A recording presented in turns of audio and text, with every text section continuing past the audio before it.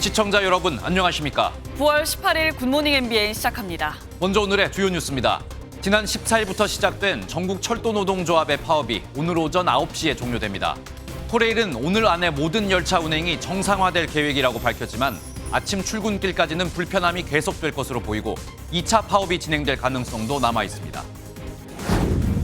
오늘로 단식 19일째인 이재명 더불어민주당 대표에 대해 의료진이 즉시 단식을 중단하고 입원하라고 권고했지만 이 대표는 단식 강행 의지를 꺾지 않고 있습니다. 검찰은 이재명 대표에 대한 영장 청구를 검토하고 있는 가운데 이르면 오늘 청구할 것으로 보입니다. 김정은 북한 국무위원장이 최장기간 순방인 5박 6일의 러시아 방문 일정을 마치고 귀국길에 올랐습니다. 북한 매체는 북러 관계에 새로운 전성기가 열리고 있다고 강조했고 러시아는 북한에 대한 제재는 유엔 안전보장이사회가 선언한 것이라며 교류 강화 의지를 숨기지 않았습니다. 윤석열 대통령이 북러 간 군사협조에 대해 유엔 안보리 결의와 각종 국제 제재를 어긴 불법이라고 비판했습니다. 윤 대통령은 미국 뉴욕에서 열리는 유엔 총회에 참석하기 위해 오늘 출국합니다. 한반도에 존재했던 고대 문명 가야를 대표하는 유적 가야 고분군이 유네스코 세계유산으로 등재됐습니다. 우리나라는 1995년 석굴암 불국사를 시작으로 해인사 장경판전, 종묘 등 16개의 유네스코 세계유산을 보유하게 됐습니다. 오늘 남부지방을 중심으로 한낮 기온이 30도 안팎까지 오르는 등 늦더위가 이어지고 전국 곳곳에 소나기가 지나가겠습니다. 이번 주 중반부터는 아침 기온이 20도를 밑돌면서 본격적인 가을 날씨를 보일 전망입니다. 철도노조 파업이 잠시 후인 오늘 오전 9시에 종료됩니다. 코레일은 오늘 안에 모든 열차 운행이 정상화될 계획이라고 밝혔지만 아침 출근 시간은 불편이 예상되는데요. 2차 파업 가능성도 여전히 남아 있습니다. 오늘 첫 소식은 우종환 기자입니다. 전국 철도노동조합 파업 닷새 만인 오늘 열차 운행이 정상화됩니다. 공식 파업 종료 시각이 오전 9시인 만큼 직전 출근 시간대 불편이 우려되지만 코레일은 출근 시간대 광역전철 운행률을 95%까지 끌어올릴 계획입니다. KTX 운행률은 87%까지 올리고 전체 열차와 전철 운행률은 90%를 목표로 하고 있습니다. 복귀노조원 교육과 차량 편성 등을 고려하면 KTX는 오늘 오후 5시, 전철은 오후 9시쯤 전면 정상 운행될 전망입니다. 앞서 추석 연휴를 앞둔 파업을 맞은 주말, 시민들은 불편을 겪었습니다. KTX 표를 못 구한 시민은 늦은 새마을호 입석표를 사야 했고 그래서 안 되겠다 지금 그 입석이지만 그 단시간 뒤에 그것도 원래 기차는 입석조차 없다니까 KTX는 내일 출근을 해야 되는데 끝내 표를 구하지 못한 시민들은 발을 동동 굴렀습니다. 어디 가시려고 하셨는데 표가 없다고 하신 거예요? 아, 5송인데 매진돼가지고 네, 최고 그럼- 늦게 한 거라서 어떻게 가실 예정이세요 그러면? 몰라요. 지금부터 생각해야죠.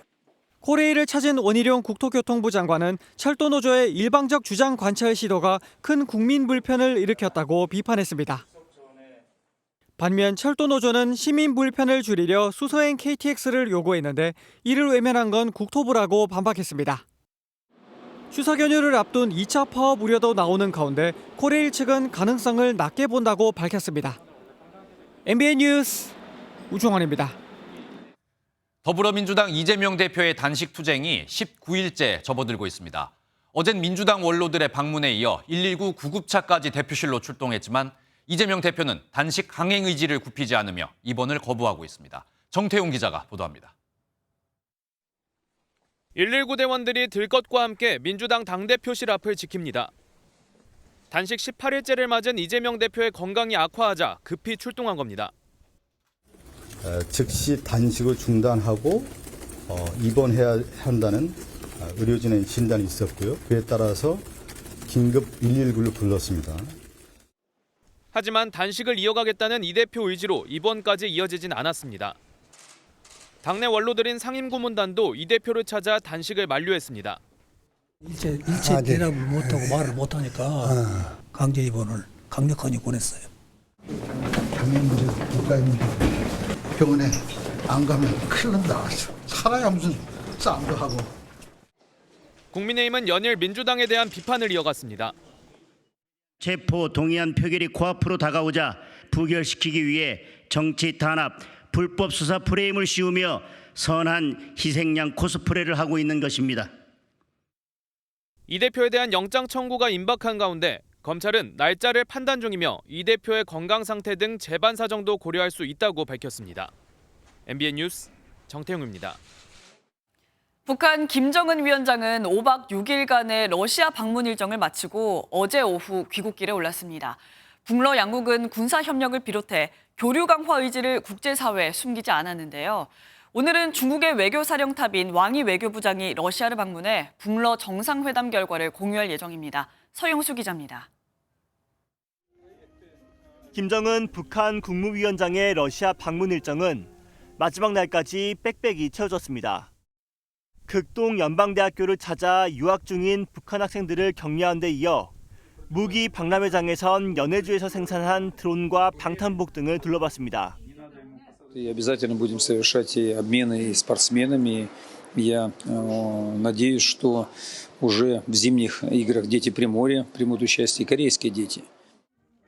5박 6일의 방러 일정을 마무리한 김 위원장은 어제 오후 전용 열차를 타고 북한으로 출발해 오늘 평양에 도착할 것으로 예상됩니다. 이번 북러 정상회담의 구체적 결과는 공개되지 않았지만 군사기술 분야의 협력이 논의됐을 가능성이 큽니다. 북한 매체들은 북러 관계에 새 전성기가 열리고 있다면서 양국이 국방 안전 분야 문제에 대해 건설적인 의견을 나눴다고 보도했습니다. 라브로프 러시아 외무장관도 유엔 안보리의 제재에도 불구하고 북한과 협력을 발전시켜 나가길 원한다며 교류 강화 의지를 내비쳤습니다. 한편 중국 왕이 외교부장은 오늘 러시아로 건너가 라브로프 러시아 외무장관과 만나 북러 정상회담 결과를 공유할 것으로 예상됩니다. Все направления сотрудничества у нас перспективные. Мы естественные соседи. Наши отношения проверены годами. 북러 정상회담을 계기로 한중일의 밀착에 맞서기 위해 북중러가 결속을 강화하는 움직임을 이어갈 수 있다는 관측이 나옵니다. MBN 뉴스 서영수입니다. 윤석열 대통령이 미국 뉴욕에서 열리는 제78차 유엔 총회 고위급 회기 참석을 위해 오늘 출국합니다. 북러 간 군사협조에 대해 윤 대통령은 안보리 결의안을 어긴 불법이라고 비판했습니다. 보도에 황재헌 기자입니다. 오늘 출국하는 윤석열 대통령은 4박 6일 동안 미국 뉴욕 방문 일정을 소화합니다. 우리 시간 오는 21일 새벽 진행되는 제78차 유엔 총회 기조연설이 주요 일정으로 윤 대통령은 북러 간 군사협조에 대해 경고 메시지를 보낼 예정입니다. 안보리 비상임 이사국으로서 국제적 연대가 필요한 안보 문제에 관해 글로벌 리더십을 발휘하겠다는 의지를 천명할 것입니다. 앞서 공개된 AP통신과의 인터뷰에서도 윤 대통령은 북러 군사협력에 대해 유엔 안보리 결의안과 국제 제재를 위반하는 불법이자 정의롭지 못한 협력이라고 규정했습니다. 그러면서 국제사회가 더욱 공고하게 단합하고 결속해야 한다고 강조했습니다. 한미는 북한이 핵공격을 하면 압도적으로 대응할 것이며 이는 북정권의 종말로 이어질 것이라는 점도 재확인했습니다. 모든 안보리 상임이사국들이 북한의 안보리 결의 위반에 대해 책임 있게 대응해야 한다고. 윤 대통령은 또 유엔 총회를 계기로 30개가 넘는 국가와 양자 정상회담을 하며 2030 부산 엑스포 지지를 요청할 예정입니다. MBN 뉴스 황재현입니다.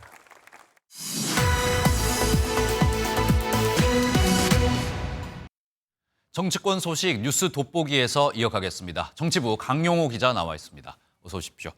네, 일단 단식 기간이 지금 계속 길어지고 있습니다. 이재명 대표의 건강 상황 우선 어떻습니까?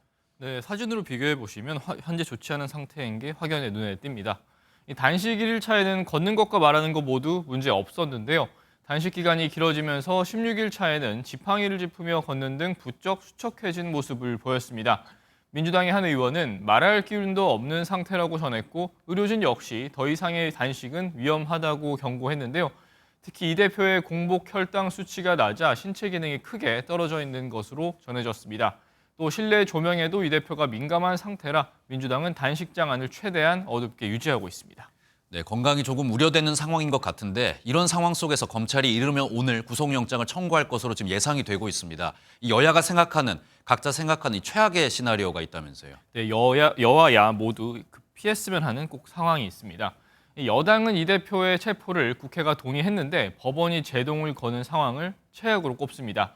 이 경우 법원이 사실상 이 대표에 대한 검찰 수사가 무리했다고 판단을 내리는 모양새라 여당이 역풍을 맞을 수 있다는 평가가 나옵니다. 반면 다수당인 야당은 국회에서 체포동의안 표결 과정부터 경우의 수가 복잡합니다. 본회의에서 체포에 동의했는데 법원이 이 대표의 영장을 발부하면 총선을 앞두고 부도덕한 정당이라는 비판을 피하기 어렵게 됩니다. 반대로 본회의에서 체포에 반대표를 던지게 되면 또다시 방탄 논란이 불거짐은 물론 이 대표 스스로 했던 불체포특권 포기 선언을 지키지 않았다는 비판을 받을 수 있습니다. 네, 민주당 같은 경우가 이재명 대표의 단식과 이 체포 동의안 문제 때문에 상황이 조금 더 복잡한 것 같습니다. 그런데 이 상황에서 민주당이 한덕수 국무총리 해임 건의안을 오늘 제출한다면서요. 이 상황은 좀 어떻습니까? 네, 민주당이 오늘 열리는 국회 본회의에 한덕수 총리에 대한 해임 건의안을 제출할 것으로 보입니다. 민주당은 지난 주말 비상의원총회를 열고 이 같은 내용의 결의문을 발표한 바 있는데요. 지난달 31일 이 대표가 단식에 돌입하며 내세운 전면적 국정 쇄신과 내각 총사퇴를 요구하는 취지인데 정부 여당은 크게 반발하고 있습니다. 대통령실은 막장 정치 투쟁의 피해자는 결국 국민이라며 비판 입장을 밝혔는데요.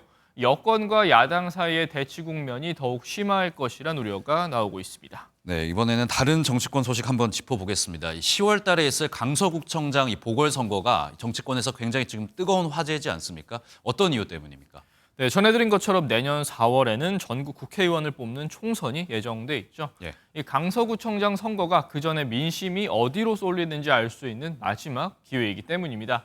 대진표는 완성됐습니다. 국민의힘은 문재인 청와대의 감찰 무마 의혹을 폭로했다가 공무상 비밀 누설로 유죄를 확정받은 김태우 전 강서구청장을 후보로 내세웠습니다. 김 전 구청장은 지난달 윤석열 대통령의 광복절 특사로 복권이 됐고요. 민주당은 문재인 정부 마지막 경찰청 차장이었던 진교훈 전 차장을 전략 공천했습니다. 사실상 이 선거가 윤석열 대통령과 문재인 전 대통령의 대리전 같은 구도가 된 겁니다. 네, 문재인 전 대통령 이야기를 조금 더 해보도록 하겠습니다. 지난 정부 당시 통계 조작 의혹을 감사원이 얼마 전에 이 중간 발표를 했는데 이 중간 발표를 두고 문재인 전 대통령 그리고 현 대통령실 사이에 이 신경전이 있었다면서요. 네, 포문은 대통령실이 열었습니다. 이번 감사원 중간 발표와 관련해 대통령실은 국가 기본 정책인 통계마저 조작해 국민을 기망한 정부라고 비판했는데요. 이 고위 관계자는 주식회사 문재인 정권의 회계 조작 사건을 엄정하게 다스리고 바로 잡아야 한다며 이같이 꼬집었습니다. 그러자 문 전 대통령이 직접 반박에 나섰습니다. SNS에 한국노동사회연구소에 문재인 정부 고용노동정책 평가를 공유했는데요. 해당 보고서에는 문재인 정부 당시 고용률과 15에서 64세 핵심 연령층 고용률이 사상 최고치를 경신했다는 내용이 담겼습니다. 이를 두고 여당에선 다시 자화자찬이라는 비판이 나왔는데요. 감사원의 통계 조작 발표로 전현 정권 간 갈등 양상이 깊어지는 모습입니다. 네, 오늘 말씀 잘 들었습니다. 지금까지 정치부 강용호 기자였습니다. 미국과 중국의 긴장 관계 속에 양국 고위급 인사가 최근 잇따라 회동에 나서면서 미중 정상회담 논의 가능성이 제기되고 있습니다. 오는 11월 미국에서 열리는 아시아 태평양 경제협력체 APEC 정상회의에 시진핑 중국 국가주석의 참가 가능성이 커지고 있는데요. 워싱턴에서 최중락 특파원이 전해드립니다. 제이크 설리번 미국 백악관 국가안보부 장관과 왕이 중국 외교부장이 몰타에서 전격 회동했습니다. 지난 5월 오스트리아 빈에서 만난 이후 4개월 만에 이뤄진 두 사람의 이번 회동은 16일부터 이틀에 걸쳐 12시간 동안 진행됐습니다. 백악관은 보도자료를 내고 중국과 소통 채널을 열어두고 미중 관계를 책임있게 관리하기 위한 지속적인 노력의 일환이라며 솔직하고 건설적인 대화였다고 설명했습니다.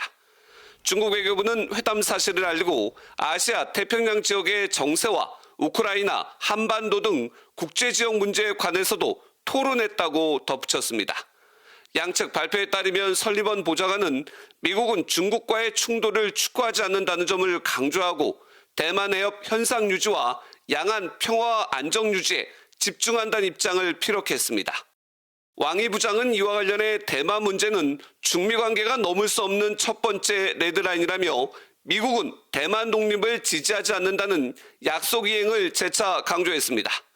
특히 이번 회동은 바이든 대통령과 시진핑 주석이 오늘 11월 샌프란시스코 에이펙 정상회의에서 만날 것이라는 전망이 나오면서 관련 논의가 이루어졌을 것으로 예상됩니다. 미중 정상회담이 성사되면 약 1년 만에 이루어지는 대면 회담으로 미중 관계의 돌파구가 될지에 관심이 쏠리고 있습니다. 워싱턴에서 MBN 뉴스 최종락입니다. 감사원이 오늘부터 새만금 세계 스카우트 잼버리 대회 유치, 운영 전반에 대해 현장 감사에 나섭니다. 감사원은 오늘부터 2달간 여성가족부와 전라북도 등 여러 기관에 사무실을 차려놓고 감사를 진행한다고 밝혔습니다. 감사 대상에는 조직위원회에 참여한 중앙부처와 지자체를 더불어 잼버리 정부지원위원회와 잼버리 관련 태스크포스를 주재했던 국무조정실도 포함된 것으로 알려졌습니다. 한반도에 존재했던 고대 가야 문명을 대표하는 가야 고분군이 유네스코 세계유산으로 지정됐습니다. 10년 만에 이뤄낸 성과인데 우리나라는 세계유산 16개를 보유한 나라가 됐습니다. 김세희 기자입니다. 제45차 유네스코 세계유산위원회에서 가야 고분군을 세계유산 목록에 올린다는 의사봉 소리가 울려 퍼집니다.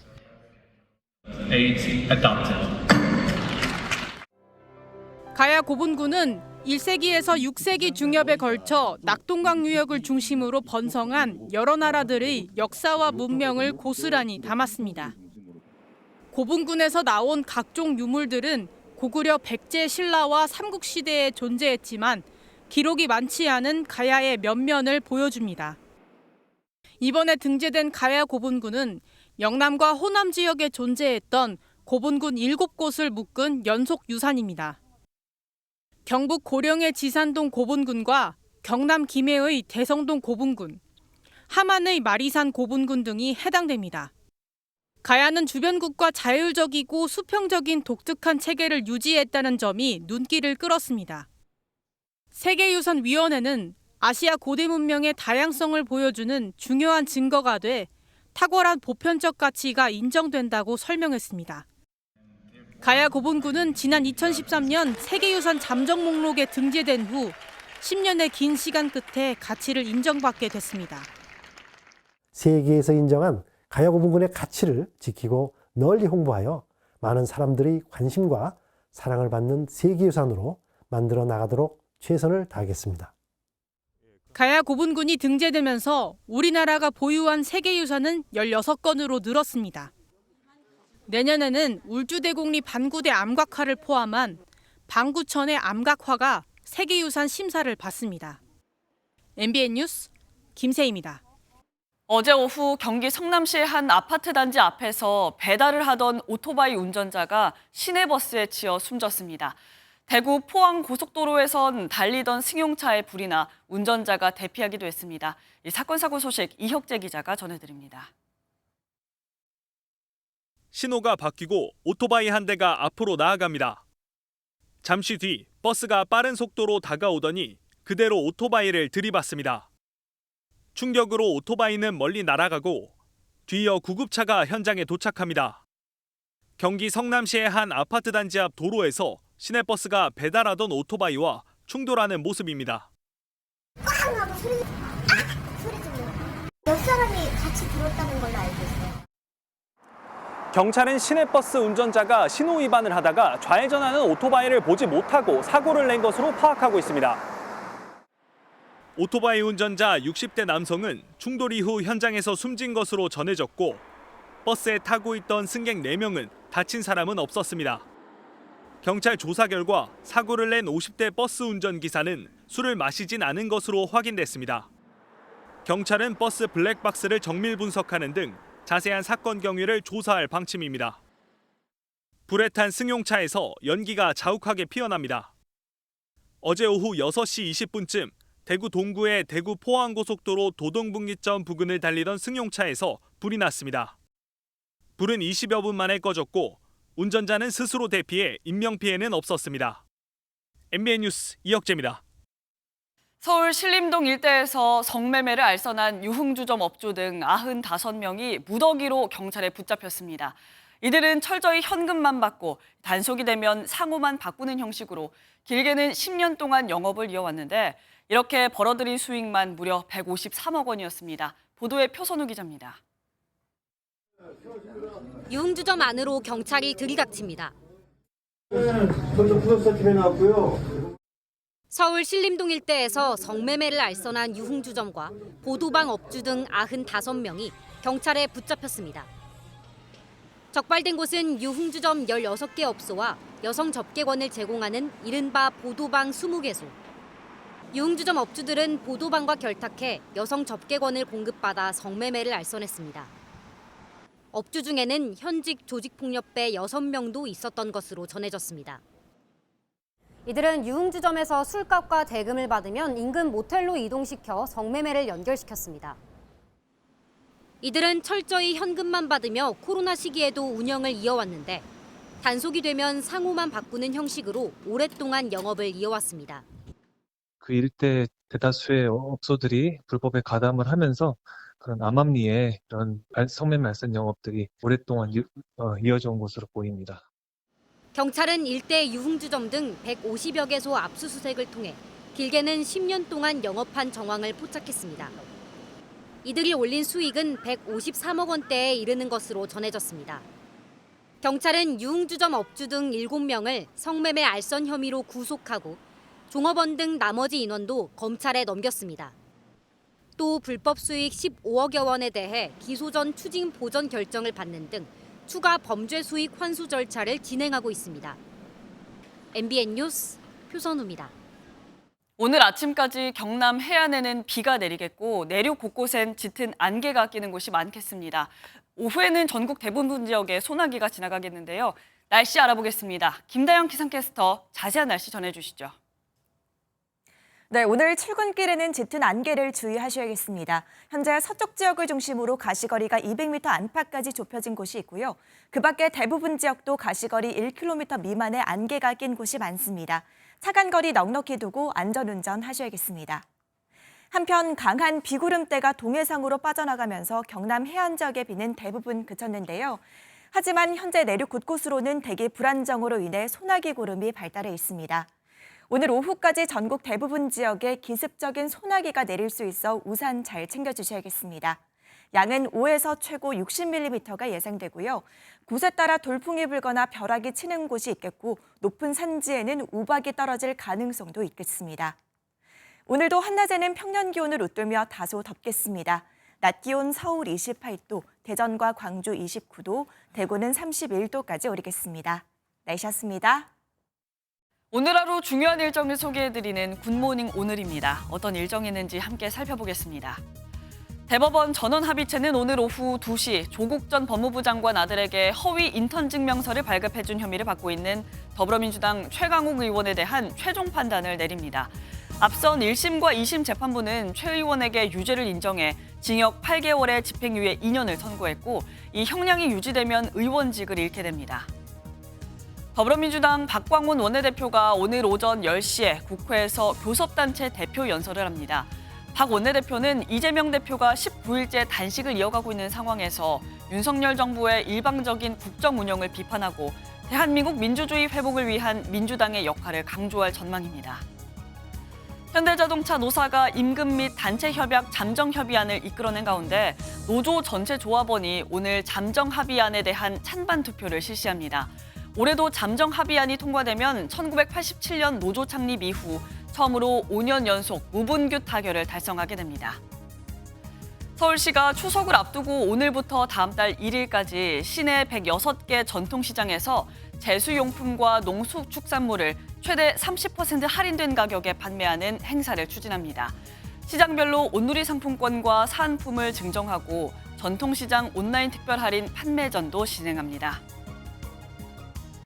요즘 외식 물가가 그야말로 하늘 높은 줄 모르고 치솟고 있습니다. 짜장면은 한 그릇에 7,000원, 비빔밥은 10,000원을 넘겼습니다.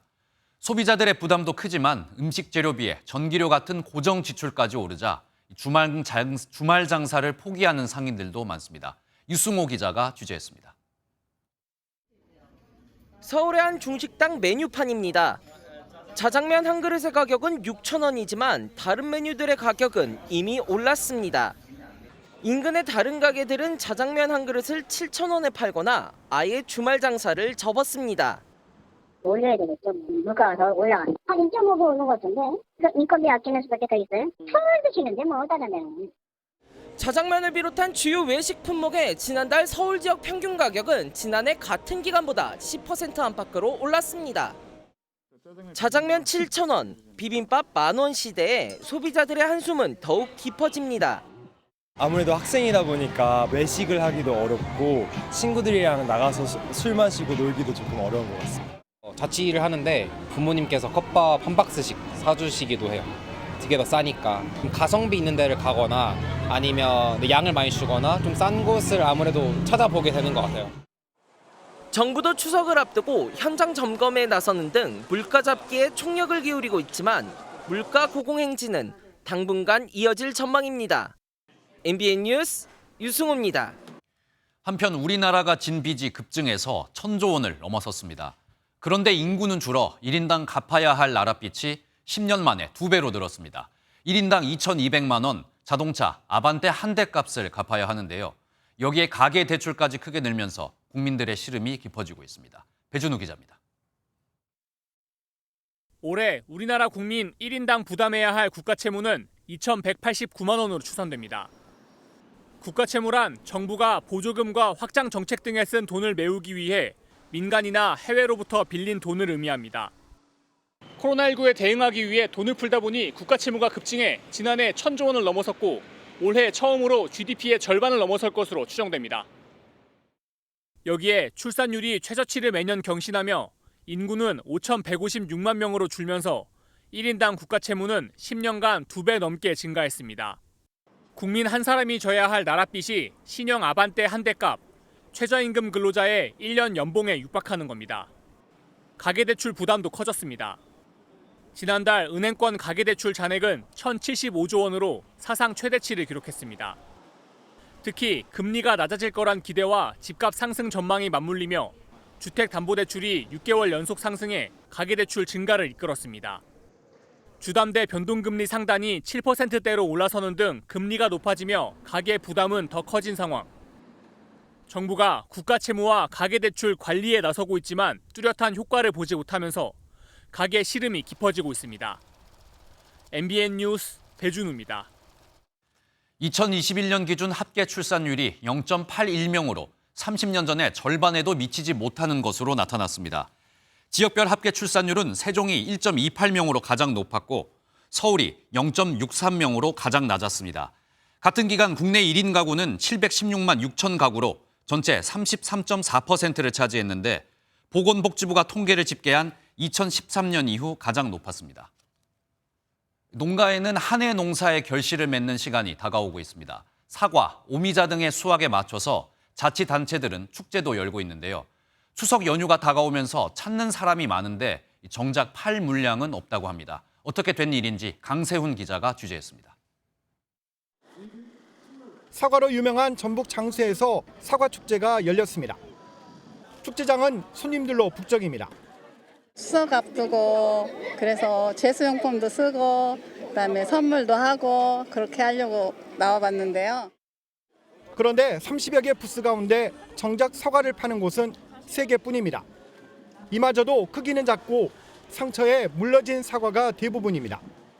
사과 이렇게 한 나무에 최하로 100개에서 150개 달려야 되는데 10개 밑으로 다 달렸어요. 이게 다 이상기후 때문입니다. 한 달 동안 지속되면서 고온다습으로 인한 뱅이충 감기가 심했죠. 물량이 적다 보니 가격은 크게 올랐습니다. 그나마 상태가 좋은 사과는 5kg 한 박스에 9만 원에 팔리고 있습니다. 작년보다 가격이 2배가량 오른 겁니다. 전국 오미자 생산량의 절반가량을 차지하는 경북 문경도 상황은 마찬가지입니다. 축제가 열렸지만 판매할 물량은 턱없이 모자랍니다. 축제 행사에 우리가 보통 30톤을 준비를 하는데 12톤 정도 지금. 추석 주요 성수품인 배와 복숭아도 생산이 줄어 가격이 급등했습니다. 올 추석은 연휴가 늘었지만 주머니 사정은 부담스럽게 됐습니다. MBN 뉴스 강세훈입니다. 할리우드 인꼬 부부로 불렸던 배우 휴잭맨과 데버러 리 퍼니스 부부가 결혼 27년 만에 결별했다는 소식입니다. 외신에 따르면 휴잭맨과 퍼니스는 현지 시간 15일 공동 성명을 통해 결별 사실을 알렸는데요. 그동안 결혼 생활 함께하는 축복을 받았지만 이젠 각자의 성장을 위해 헤어지기로 결정했다며 가족은 언제나 최우선 순위였으며 앞으로도 그럴 것이라고 덧붙였습니다. 영화 엑스맨 시리즈의 울버린 역으로 잘 알려진 휴잭맨은 1995년 호주 TV 시리즈에 퍼니스와 함께 출연한 이후 결혼해 27년간 부부로 지내왔는데요. 퍼니스는 영화 제작자로도 활동하며 최근까지 남편인 휴잭맨을 지원해온 것으로 알려졌습니다. 세계 최대 맥주 축제인 독일 옥토버페스트 행사장에서 롤러코스터 2대가 추돌해 9명이 부상을 입는 사고가 발생했습니다.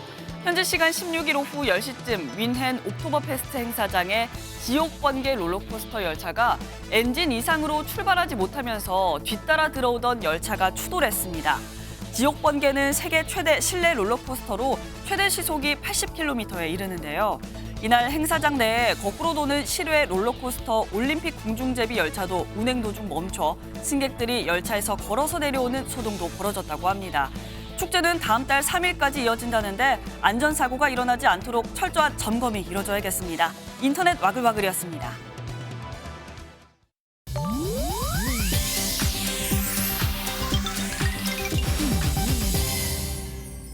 인터넷에서 화제가 되는 소식들을 모아 전해드리는 인터넷 와글와글입니다.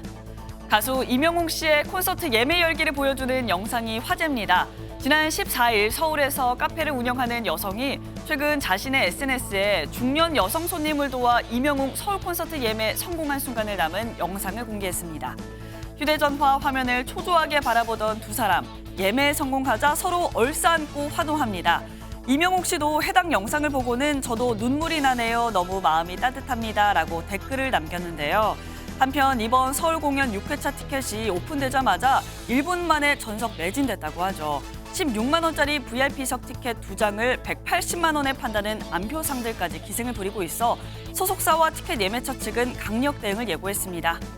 방금 들어온 소식 전해드리겠습니다. 이재명 더불어민주당 대표가 건강 악화로 조금 전 병원으로 긴급 이송됐습니다.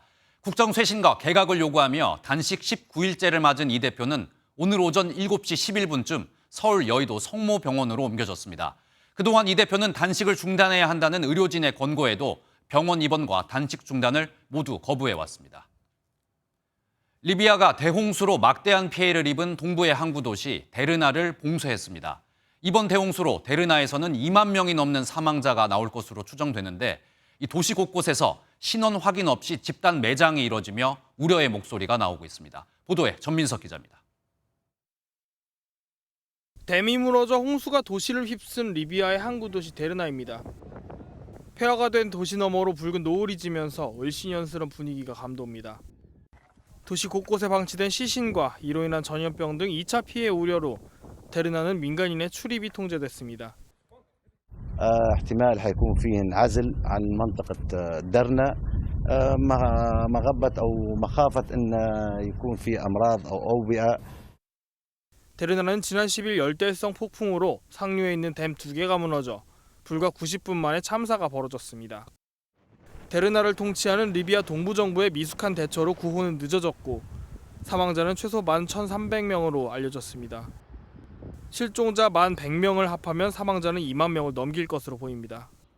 لعند الآن مش قادرة أوصف شعوري. يعني شفت الموت بعيني, شفت عائلتي تبي تموت قدام عيني. WHO는 리비아 당국이 전염병 확산을 막고자 신원 확인도 하지 않고 집단 매장을 하고 있다며 존엄한 수습을 촉구했습니다. 참사 원인을 두고 내탓 공방이 벌어지는 가운데 리비아 검찰은 댐 붕괴 원인에 대한 조사에 나설 예정입니다. MBN 뉴스 전민석입니다. 방글라데시는 모기에 물려 감염되는 댕기열 때문에 비상입니다. 올해 들어 800명이 숨지는 등 역대 가장 많은 댕기열 환자가 발생했는데요.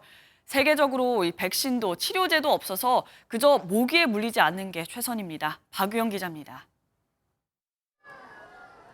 방글라데시 수도 다카의 한 대학병원이 댕기열 환자로 발 디딜 틈 없이 붐빕니다.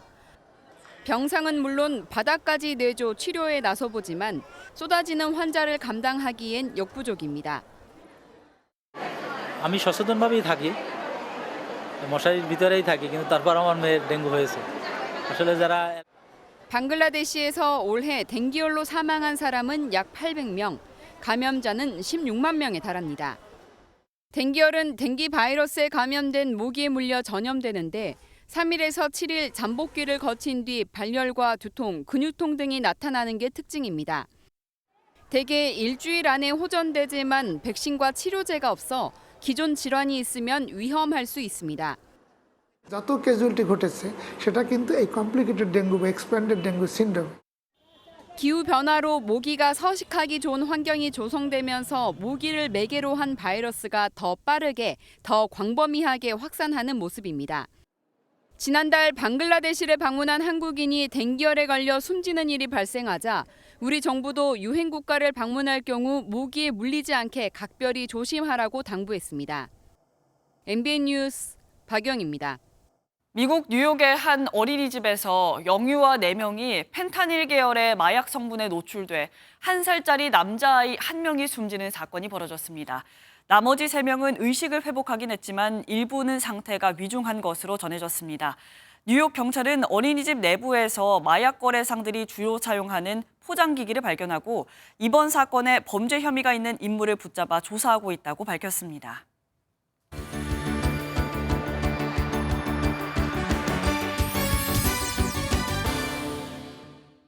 굿모닝 월드입니다. 호주의 한 바닷가 마을, 백사장을 천진난만하게 누비는 염소 한 마리가 동네 사람들의 사랑을 독차지하는데요. 사실 말 못할 아픔이 있었다고 합니다. 어떤 사연일까요? 시원한 바다가 펼쳐진 호주의 한 백사장.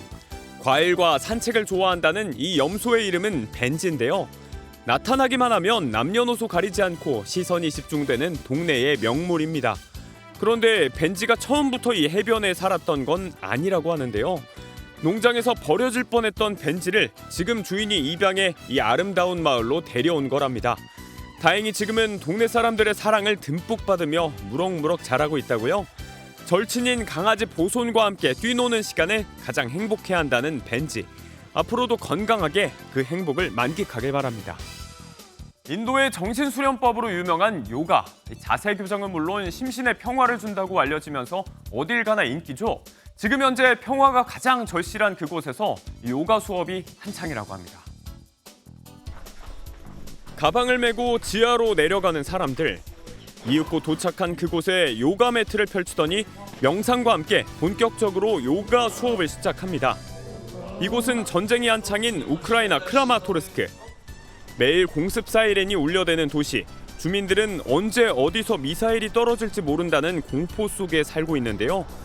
일주일에 3차례, 이 시간만큼은 잠시 외부 세계와 차단된 채 전쟁 공포를 잊게 된다고 합니다. 수업을 통해 수강생들은 마음의 평화와 안정감을 찾곤 하는데요. 이들이 요가에 의존할 필요가 없도록 진짜 평화가 하루빨리 찾아왔으면 좋겠네요. 기후 위기 속 정부 당국의 각성을 촉구한다는 스프레이 테러가 기승이라는 소식 몇 차례 전해드렸는데요. 세계 각지의 명소를 겨냥한 이들의 시위, 이번엔 독일에서 사고를 치고 말았습니다. 베를린의 명소 브란덴부르크문. 독일 통일의 상징인 이곳의 기둥에 주황색과 노란색 스프레이가 잔뜩 뿌려져 있습니다. 멀리서 봐도 얼룩덜룩한 게 확실히 예뻐 보이라고 칠한 건 아닌 것 같죠? 누가 이런 짓을 벌인 걸까요? 경찰에 의해 체포된 이들은 독일 환경단체 마지막 세대 소속 기후활동가들입니다. 독일 정부의 탈화석연료 정책이 미흡하다며 항의하기 위해 이 같은 일을 벌였다는데요. 경찰은 이들을 고의적 기물훼손 혐의로 조사 중인 가운데 추가 시위가 예고돼 갈등은 한동안 계속될 거로 보입니다. 굿모닝 월드였습니다. 우리나라 최초의 가톨릭 사제 김대건 신부의 조각상이 바티칸 성 베드로 성당에 설치됐다는 소식 얼마 전 전해드렸습니다.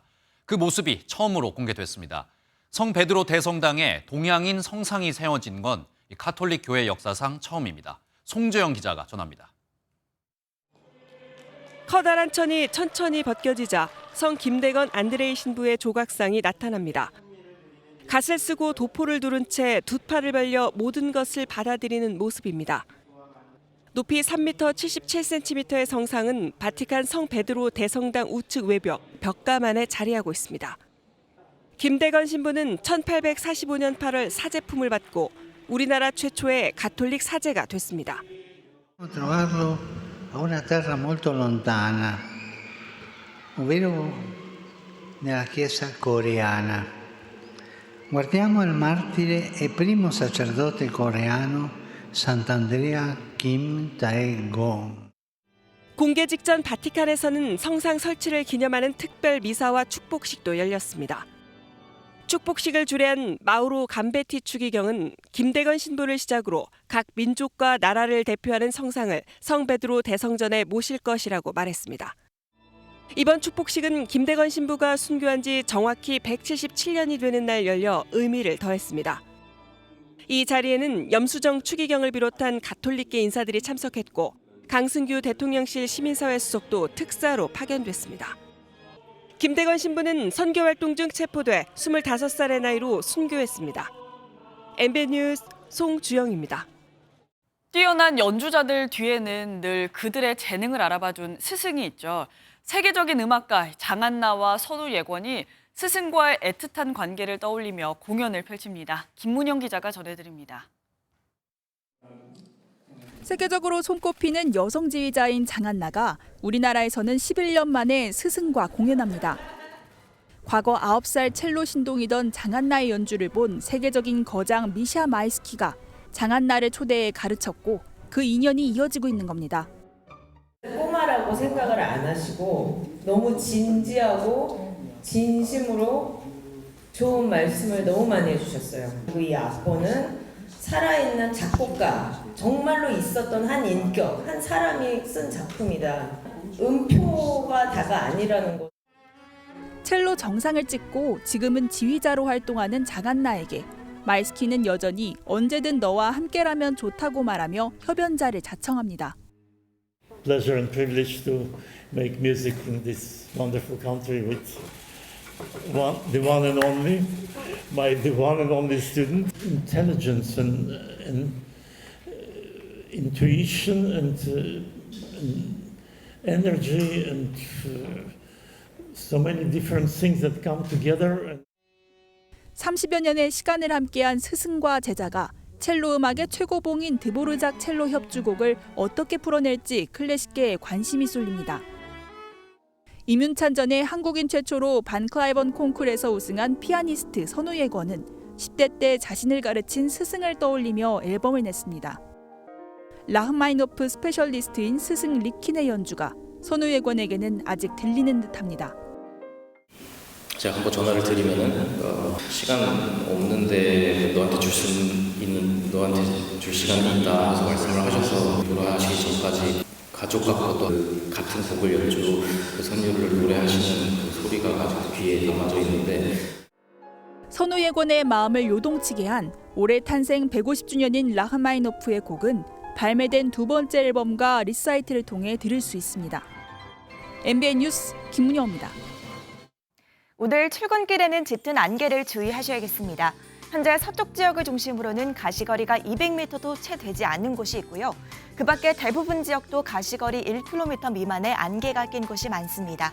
차간거리 넉넉히 두고 안전운전 하셔야겠습니다. 한편 강한 비구름대가 동해상으로 빠져나가면서 경남 해안 지역의 비는 대부분 그쳤는데요. 하지만 아침까지 빗방울이 떨어질 수 있겠고요. 현재 내륙 곳곳으로는 대기 불안정으로 인해 소나기 구름이 발달해 있습니다. 오늘 오후까지 전국 대부분 지역에 기습적인 소나기가 내릴 수 있어 우산 잘 챙겨주셔야겠습니다. 양은 5에서 최고 60mm가 예상되고요. 곳에 따라 벼락이 치거나 돌풍이 부는 곳이 있겠고 높은 산지에는 우박이 떨어질 가능성도 있겠습니다.